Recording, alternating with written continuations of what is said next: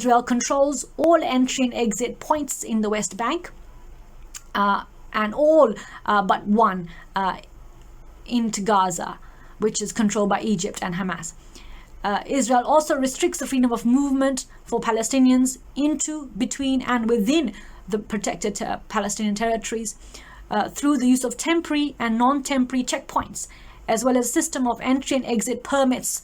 So we'll see in a minute what it looks like, what kind of permits you have to have, and then you finally manage to get the permit, and then you also get to a checkpoint, and what happens. Let's continue. There are different type of permits depending on a reason to travel.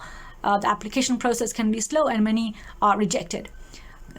Sources considered that there are a number of human rights concerns in the West Bank, including land confiscation by Israeli settlers, restriction of movement, and arbitrary arrest and detention. There are also a number of socio-economic problems, including high levels of unemployment and inadequate health care, access to health care. Sources agree that the human rights, security, and humanitarian situations in Gaza are difficult and much worse than in West Bank. While there is no open conflict between Israel and Hamas, this is 2020, of course.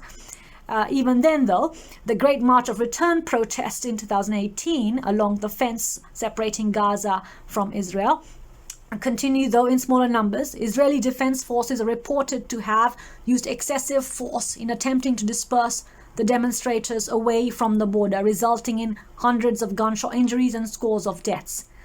The human rights are restricted by Hamas.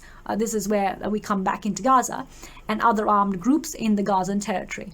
Palestinians who openly criticize Hamas may be arrested and detained, and torture is reported to be common. Sources also explain that humanitarian situation is worsening due to the ongoing Israel blockade, which is Israel controlling the Gaza border, and the internal Hamas and Palestinian Authority conflict, although there are multiple organizations working to alleviate the difficult conditions.